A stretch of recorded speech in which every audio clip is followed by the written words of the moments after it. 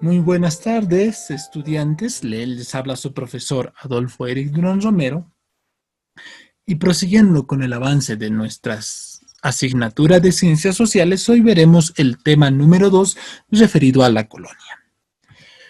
Históricamente, la colonia es ese periodo de tiempo que abarca desde finales del siglo XV hasta con el descubrimiento de América hasta comienzos del siglo XIX con las guerras de independencia latinoamericanas.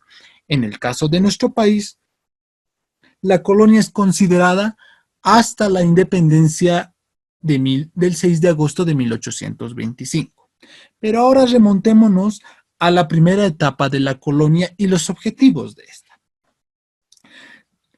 Para 1492, año en el que se descubre América, España ya era un reino consolidado que había luchado durante mucho tiempo contra la presencia y los sultanes musulmanes que controlaban gran parte del territorio ibérico.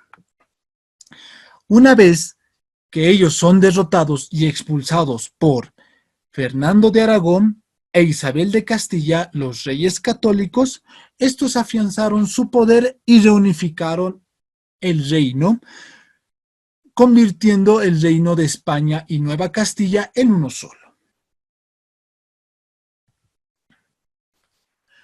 Tras la unificación del reino y su poderío, tanto militar como económico, España establece su estructura y su nueva ideología bajo tres facetas principales, que en la primera está en fortalecer un ejército mucho más organizado, mucho mejor estructurado y equipado, y con las ansias de recuperar territorios perdidos y adquirir nuevas riquezas. Un segundo elemento es que al ser los nuevos reyes de religión cristiana católica, tenían la misión con Dios de promover la fe cristiana católica, o sea, el catolicismo. Y un tercer elemento, pero no menos importante, que era justamente la ambición de expansionismo, adquirir nuevos territorios y conocer y expandir como tal el reino de España. Con esta visión es de que los reyes católicos financian exploradores y navegantes para que estos puedan descubrir nuevas rutas comerciales o nuevos territorios y tomarlos en nombre del rey de España. Es así que el caso del navegante genovés Cristóbal Colón es financiado por estos reyes para su expedición a una ruta comercial a la India, para traer telares y especias que son muy ambicionados, o sea, muy codiciados en el nuevo reino de España. Pero en este viaje descubre en realidad lo que sería nuestro continente de América, pero sin saberlo le denominan el reino de las Indias para España, porque consideraban que habían llegado al territorio de la India, pero era un nuevo mundo en lo que habían descubierto. Conforme a esto, al tener en cuenta que era una nueva tierra, el reino español se encargaba de financiar muchos nuevos exploradores para que descubran los territorios completos de esta tierra nueva y a su vez estos puedan reclamar los territorios a nombre del rey de España. No pasó mucho tiempo para que la colonia se establezca como tal en América, en gran parte de América Latina. Entonces, el rey de España había adquirido una gran cantidad de territorio aquí en América, reclamado y estableciendo una estructura y una organización tanto política, social y económica, que es el segundo punto del que vamos a hablar. Tras la conquista de los diferentes pueblos indígenas que existían en América Latina y su sometimiento, hacía falta una estructuración política necesaria que funcione bajo bajo la siguiente estructura. El rey tenía dominio y control sobre todo el reino de España y las colonias, pero administrativamente el rey delegaba muchas funciones a una autoridad de noble designación llamado virrey. Para tal efecto, en América, en la colonia española, se crearon dos virreinatos importantes, uno más grande que el otro. El primer virreinato es el de Nueva España, cuya capital se encontraba en México, que era la capital del Imperio Azteca para ese entonces, hasta antes de la colonia. Entonces, este virreinato de Nueva España abarcaba una gran cantidad de territorio de lo que es actualmente el sur del continente de Norteamérica y hasta incluso gran parte de Centroamérica.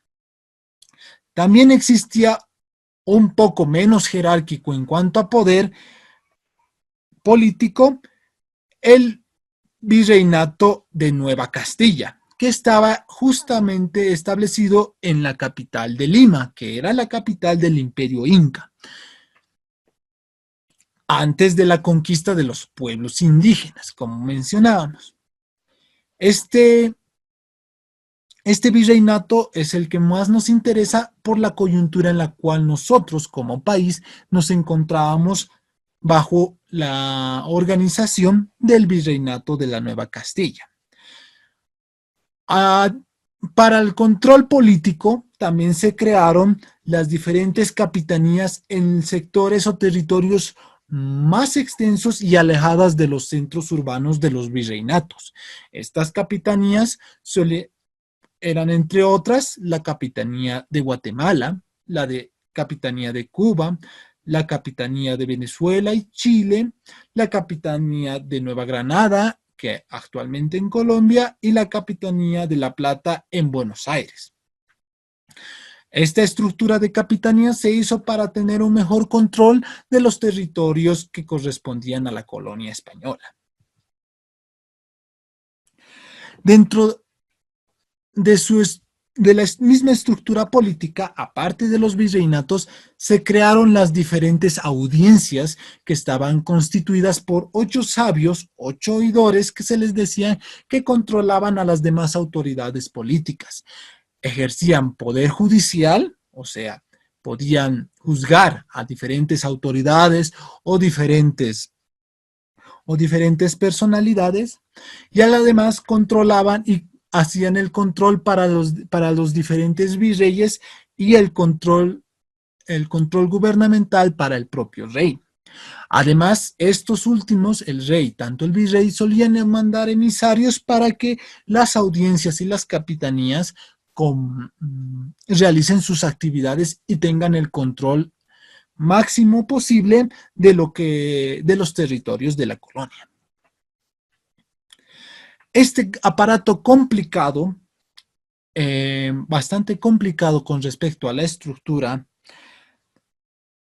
solía funcionar principalmente por la división social que se le solía dar a los diferentes miembros que vivían en las colonias, en los cuales estaban principalmente distribuidos de una forma desigual en base a la riqueza, al trabajo, a la raza y al título de nobleza.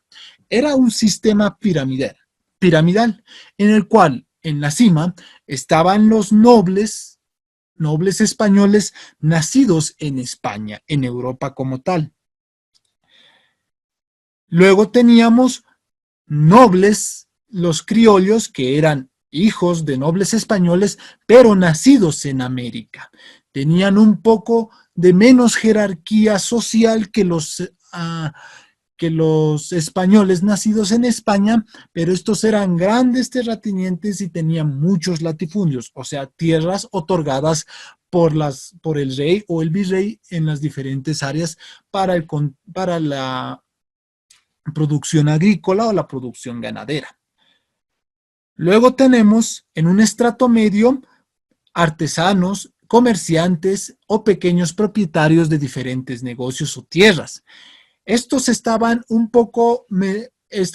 divididos entre criollos de menos categoría, de menos poder adquisitivo económico, o también los mestizos, que eran una mezcla, eran hijos de nobles españoles que tenían madres de origen indígena. Luego, mucho más abajo en su escala social, teníamos a indígenas como tal.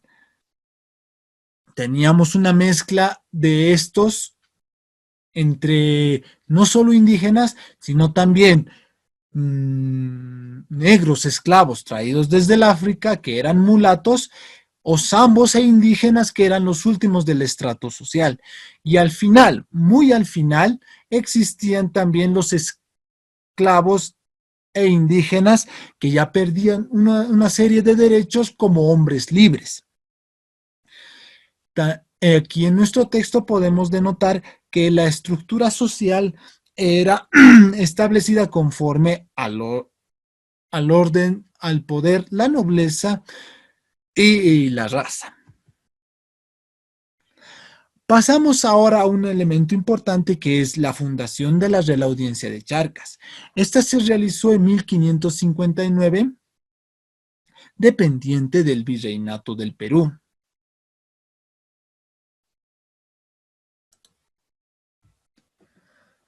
Esta organización estaba conformada por 5 oidores y un presidente. Los oidores usualmente eran grandes administradores o juristas propios de la colonia. Los diferentes límites llegaban y eran bastante amplios. Por ejemplo, hasta el Collao, es hacia el norte, al noreste en Moxos, tenemos en el sudeste a tierras de Chiquitos y Chaco Boreal, y también estaban incluidas las jurisdicciones de Tucumán, Juries y Diaguitas. Al sur podíamos encontrar el área de Charcas y el desierto de Atacama. Recordemos que Charcas era considerada en realidad lo que actualmente conocemos como Chuquisaca. Esos límites se fueron reduciendo conforme a la audiencia a que la audiencia de La Plata fuera aumentando, en el caso del Virreinato de La Plata. La Real Audiencia de Charcas funcionó dependiente del Virreinato del Perú hasta 1776, fecha y año en el que posteriormente pasó a formar parte del Virreinato del Río de la Plata, cuya capital se encontraba en La Plata, lo que conocemos como Buenos Aires. Luego pasamos a un evento bastante importante dentro del área de Charcas, que es la fundación de la Universidad San Francisco Javier de Chuquisaca. La Iglesia durante el virreinato desempeñó un importante papel a través de sus dos ramas. Por un lado, las órdenes regulares como franciscanos, jesuitas y dominicos, y por otro lado, a través del clero secular que dependía de los obispos. El primer obispado se fundó en la ciudad de La Plata en 1552. Años después, en 1605, se erigió el obispado de Nuestra Señora de la Paz, juntamente con el obispado de Santa Cruz, que tuvo su sede en Arani. Para 1624, el padre Juan de Frías Herrán fundó la universidad sobre el colegio jesuita, y fueron las primeras cátedras, dos de teología, una de moral, una de artes, dos de latín y una de aymara. La facultad de cánones o derecho se fundó en 1681, en el siglo XVIII. Se creó adjunta a la universidad la Academia Carolina, academia muy importante que tomará bastante relevancia con respecto a gestar las ideas independentistas en el siglo posterior, hacia 1809.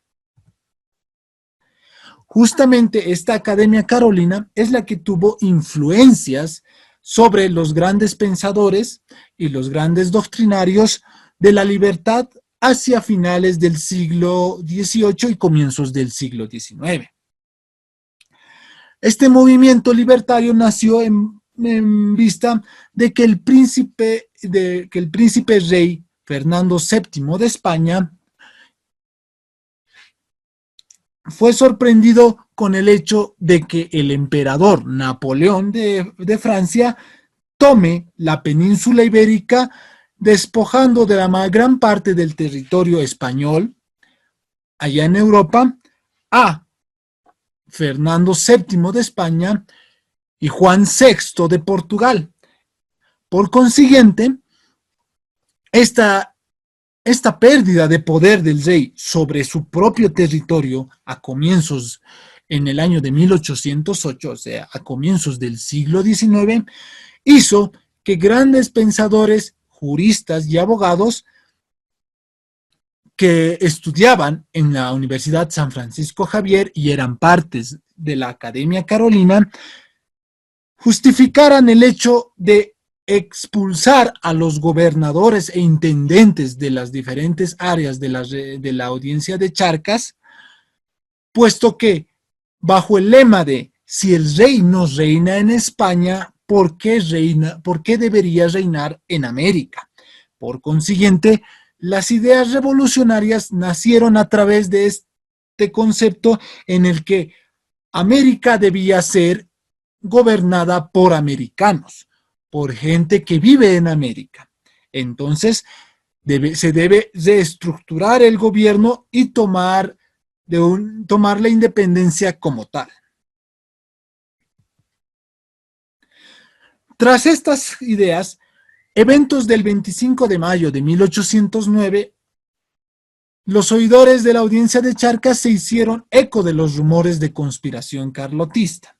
Hablamos del sistema carlotista como que en realidad el gobierno se pensaba entregar a la infanta Carlota Joaquina de Borbón, pero muchos hombres estaban fieles con respecto a mantenerse bajo el reinado de Fernando VII y no así bajo el reinado de Carlota Joaquina. Por consiguiente, para 1809, el 25 de mayo, hubo serias peleas y entre los que eran partidarios de seguir justamente bajo el reinado de Fernando VII, aunque no estaba como rey, todavía no volvió como rey, o estar bajo el reinado de Carlota de Borbón. Por consiguiente, es que justamente para 1809 el primer grito libertario considerado por muchos en Chuquisaca se fue dando a través de personajes como Jaime Sudáñez, Bernardo de Monteagudo, que estaban principalmente peleando contra aquellos que querían un sistema de gobierno en el cual ya reinaba Carlota, entonces reinaría Carlota, mejor dicho. Por consiguiente, es de que esta disputa, algunos historiadores consideran de que no es una gesta libertaria como tal, era una disputa entre aquellos que preferían a Fernando VII o a Carolina Joaquina de Borbón. Pero ya para 1809 es que se da la primera revuelta y protestas populares en la ciudad de Charcas, la actual Chuquisaca. Luego, posterior a esto, ya para el 16 de julio, es que estas mismas ideas independentistas nacen se trasladan a la ciudad de La Paz y a la cabeza de Pedro Domingo Murillo y su mano derecha, Juan Pedro de Indaburo, es que realizan el verdadero movimiento libertario de Charcas como tal, expulsando al gobernador y entablando la primera junta tuitiva. Una junta encabezada con el objetivo de ser una nación independiente o una América independiente como tal. Luego de esta visión es que varios guerrilleros a nivel latinoamericano empezaron a generar revueltas contra el ejército real y contra los gobernadores y virreyes designados en España. Por consiguiente, también tenemos muchos otros guerrilleros notables en las diferentes ciudades de nuestro país. Por ejemplo, en Cochabamba los levantamientos de Francisco del Rivero, en Oruro a Mariano del Castillo. En Santa Cruz tenemos a Antonio Vicente Suán o Antonio Suárez. En Potosí tenemos al movimiento libertario liderado por Manuel Molina o los hermanos Nogales. Estos unos pocos dentro de los muchos guerrilleros que encabezaron la gesta libertaria a partir de 1809 hasta 1825 como tal. Bueno, estudiantes, muchas gracias. Pueden revisar las referencias bibliográficas y ha concluido nuestra explicación.